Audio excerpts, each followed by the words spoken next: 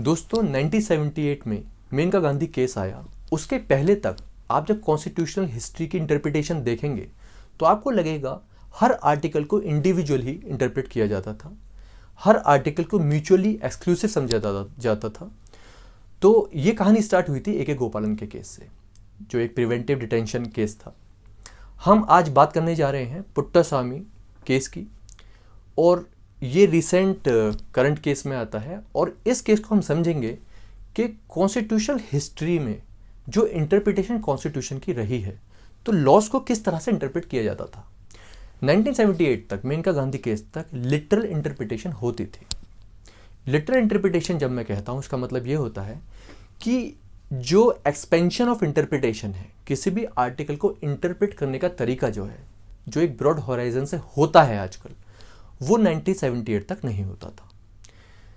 1951 में जब ए.के. गोपालन केस आया तो उसमें एक जज थे फजल अली, और उस केस के जजमेंट में वही एक डिसेंटिंग जज थे जिन्होंने मेजॉरिटी के खिलाफ ओपिनियन होल्ड किया था। हम यहाँ पर ए.के. गोपालन केस के फैक्ट्स नहीं कंसिडर कर रहे हैं। हम जानेंगे कि राइट टू प्राइवेसी को आर्टिकल 21 में कैसे इनकॉर्पोरेट किया गया है। इशू ये था पुट्टासामी के केस में कि आर्टिकल 21 के अंदर राइट टू प्राइवेसी आता है नहीं आता है, वो प्रोटेक्टेड है कि नहीं है। और इस राइट टू प्राइवेसी का एस्पेक्ट हम दो तीन चीज़ों से समझेंगे। जैसे आपने देखा होगा कि आधार एक्ट पूरा चैलेंज हो गया इस बिना पर कि जो आपके बायोमेट्रिक्स हैं, आपके आई का रेटिना, आपके फिंगरप्रिंट्स, हाँ, तो ये सब चीज़ें हम गवर्नमेंट को देते हैं, जिससे गवर्नमेंट एक रिकॉर्ड रख पाए, डेटाबेस रख पाए, और हमारे बारे में इंफॉर्मेशन गवर्नमेंट को रहे। तो आधार एक्ट जब चैलेंज हुआ तो पिटिशनर का क्वेश्चन यही था कि जब मैं अपनी सारी जानकारी, एक साइंटिफिक एविडेंस कह सकते हैं कि अगर मैं गवर्नमेंट के पास दे रहा हूँ, तो मेरी राइट टू प्राइवेसी वायलेट हो रही है।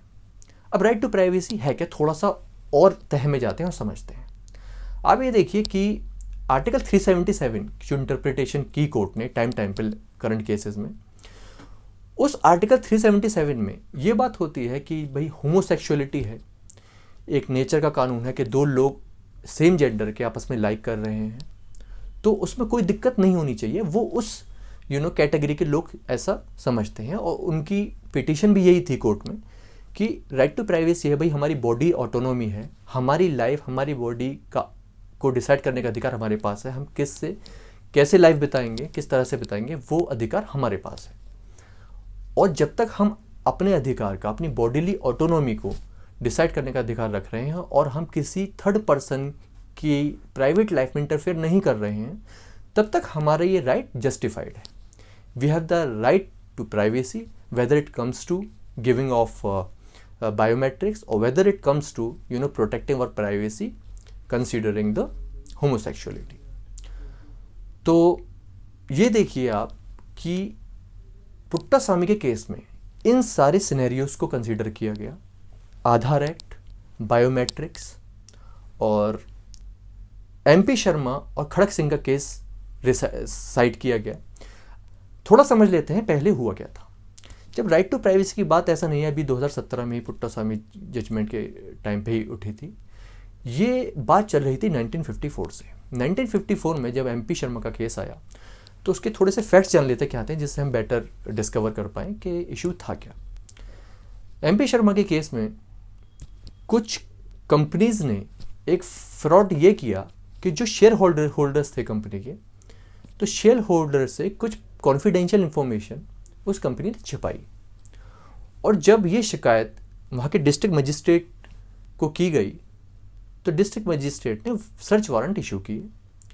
और जब सर्च वारंट इशू किए तो जो एमपी शर्मा थे, उन्होंने ये साइट किया कि सर्च एंड सीजर का जो एक राइट है, वो सर्च एंड सीजर का राइट गवर्नमेंट को है कि वो सर्च एंड सीजर करवा सकती है, वारंट इशू कर सकती है, और वो निकाल सकती है कि हमारे पास क्या क्या कॉन्फिडेंशियल इंफॉर्मेशन है, and it's a part of investigation obviously. तो उन्होंने कहा कि ये मेरी राइट टू प्राइवेसी में दखल है अगर मेरे डॉक्यूमेंट कंपनी एक्ट के तहत मॉनिटर हो रहे हैं, रेगुलेट हो रहे हैं, तो who is the state to interfere in my own affairs of business. ये उनकी दलील थी। और रियल क्वेश्चन कंट्रोवर्सी में आया वो राइट टू प्राइवेसी का आया, और ये मुद्दा उठा क्योंकि MP शर्मा को ये रिलीफ लेना था कि राइट टू प्राइवेसी में मुझे right not to disclose the documents का भी अधिकार है, कि मैं अपने डॉक्यूमेंट्स नहीं दिखाऊं, वो भी मेरी प्राइवेसी का पार्ट है। कोई कैसे मेरी प्राइवेसी में दखल दे सकता है डॉक्यूमेंट्स मांगकर। अब क्योंकि जब डॉक्यूमेंट्स निकलते तभी तो पता पड़ता कि शेयर होल्डर से क्या क्या इन्फॉर्मेशन डिस्क्लोज करी है कंपनी ने या नहीं करी। तो राइट टू प्राइवेसी 1954 में ये क्वेश्चन उठा। फिर 1962 में एक केस आया खड़क सिंह। ये दोनों ही लैंडमार्क जजमेंट हैं। खड़क सिंह के केस में एक लॉ को ही चैलेंज कर दिया गया। हुआ क्या था कि खड़क सिंह जो थे एक डकैती के केस में उनको उनके ऊपर इन्वेस्टिगेशन चल रही थी, FIR लॉन्च हो गई थी, और वो इस बिना पे रिलीज़ हो गई कि उनके खिलाफ सबूत नहीं मिले थे कोर्ट को, तो कोर्ट ने रिलीज़ कर दिया। अब जब फर्दर इन्वेस्टिगेशन उसमें पुलिस ने करी तो पुलिस क्या करती थी कि एक डोमिसिटरी विजिट्स करती थी। डोमिसिटरी विजिट्स का मतलब है कि वो उनके घर पे जाती थी, पूछताछ करती थी, उनके मूवमेंट को ट्रैक करती थी, और खड़क सिंह को ये लगता था कि मुझ पर नज़र रखी जा रही है। उनसे क्वेश्चन भी करती थी, टाइम टाइम पर इंटेरोगेट किया करती थी, उनका रास्ता रोक के कभी कुछ पूछना कभी कुछ पूछना, उनका टाइम भी जाता था। तो खड़क सिंह ने भी सिमिलरली, जैसे MP शर्मा के केस में भी राइट टू प्राइवेसी का रिलीफ लेने की बात हुई, खड़क सिंह ने भी पिटीशन सुप्रीम कोर्ट में डाली और ये कहा कि ये जो एक लॉ बना हुआ है कि पुलिस के पास ये अधिकार है उस एक्ट के तहत कि आप विजिट्स कर सकते हैं, क्वेश्चन पूछ सकते हैं, तो मेरी राइट टू लाइफ के अंदर इंटरफेयर कर रहे हैं आप। पुलिस को ऐसा नहीं करना चाहिए। Being a state holder morally भी गलत है, और ये जो लॉ बना हुआ है ये अपने आप में ही गलत लॉ है। ऐसी पावर्स पुलिस को नहीं होनी चाहिए। Because being a citizen of India, court ने मुझे बरी कर दिया है, तो I have a right to privacy. No one can come to me straight and ask anything they want. तो इसमें भी ये क्वेश्चन उठा। तो ये जो साइटेशन थी कि राइट टू प्राइवेसी आर्टिकल 21 के अंदर कवर होता है या नहीं होता है, इसको क्लियर किया पुट्टास्वामी के जजमेंट ने, जो 2018 में आया था। और कोर्ट ने बहुत ही खूबसूरती से ये कहा कि देखिए, जो हमारे इंटरप्रिटेशंस पुराने केसेस में होते आए हैं, उस टाइम पे आर्टिकल्स को म्यूचुअली एक्सक्लूसिव बताया जाता था। एक आर्टिकल की हेल्प दूसरे आर्टिकल से नहीं ली जाती थी, हर आर्टिकल को सेपरेट करके देखा जाता था। तो आज की जो इंटरप्रिटेशन है सुप्रीम कोर्ट की, वो यह है कि जब आर्टिकल 14 की बात होगी तो आर्टिकल 19 को भी कंसिडर किया जाएगा, क्योंकि बेसिकली है तो इक्वलिटी राइट्स सारे, है ना, तो हम क्यों नहीं एक राइट्स को दूसरे से कंपेयर करेंगे। तो ये जो एक प्रथा थी सुप्रीम कोर्ट की कि वो लिटरल इंटरप्रिटेशन करती थी, एक एक्सपेंड वाली स्ट्रेटजी अडॉप्ट नहीं करती थी वाइल इंटरप्रिटिंग द कॉन्स्टिट्यूशन। तो पुट्टास्वामी के केस में राइट टू लाइफ के अंदर राइट टू प्राइवेसी को अपहोल्ड किया गया। 9 जजेस बेंच थी।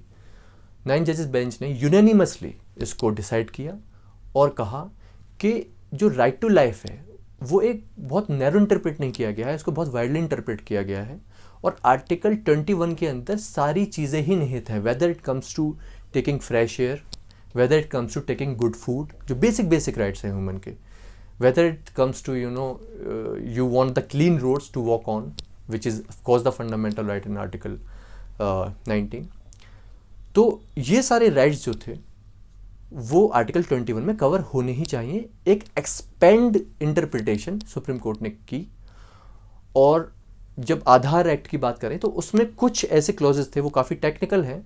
उसमें कहा कि आप बायोमेट्रिक्स तो देंगे, क्योंकि बायोमेट्रिक्स जब सुप्रीम कोर्ट ने एक इन्वेस्टिगेटिंग एजेंसी इसमें हायर की और बोला कि आप इन्वेस्टिगेट करिए कि राइट टू प्राइवेसी सच में ही वायलेट होता है क्या, हम बायोमेट्रिक्स देने के बाद इंसान जो है जो अपने बायोमेट्रिक्स दे रहा है वो वल्नरेबल तो नहीं हो जाएगा, वो इनसिक्योर तो नहीं हो जाएगा, उसकी इन्फॉर्मेशन लीक तो नहीं हो जाएगी। तो जब इन्वेस्टिगेशन हुआ तो ऐसा नहीं था। गवर्नमेंट का जो मैकेनिज्म है जिस पे जो डेटाबेस तैयार किया गया है वो काफ़ी कंसोलिडेटेड है, और ऐसा नहीं है कि आपने इन्फॉर्मेशन दी और इन्फॉर्मेशन आपके लीक हो गई और आपका प्राइवेट डेटा सबके पास पहुंच गया। तो यूनानिमसली पुट्टास्वामी जजमेंट ने सारे ही पॉइंट क्लियर कर दिए कि right to privacy is of course included in article 21 of the constitution, and because since it is a human right based approach while interpreting Article 21, so of course the right to privacy must be included in Article 21 of Indian Constitution। तो दोस्तों ये था Puttaswamy judgement.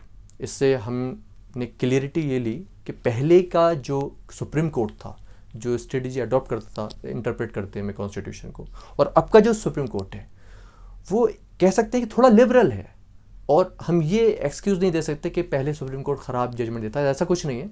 हर time पे supreme court ने citizens के rights को हमेशा uphold किया है, कंसोलिडेट किया है। बट क्योंकि इंटरप्रेट करना एक ग्रेजुअल प्रोसेस है, किसी एक बेंच स्पेसिफिक को हम इसका जिम्मेदार नहीं ठहरा सकते। तो आर्टिकल 21 में राइट टू प्राइवेसी इंक्लूडेड है, पुट्टासामी जजमेंट ने क्लियर कर दिया, यूनानिमसली डिसाइड हुआ है। तो आप इस वीडियो को रिपीट कर करके देखें और फैक्ट्स को जानें। दोस्तों नेक्स्ट वीडियो में हम आर्टिकल 29-30 को कवर करेंगे। इस वीडियो को ज़्यादा से ज़्यादा शेयर करें, लाइक करें, सब्सक्राइब करें। वीडियो देखने के लिए बहुत बहुत धन्यवाद।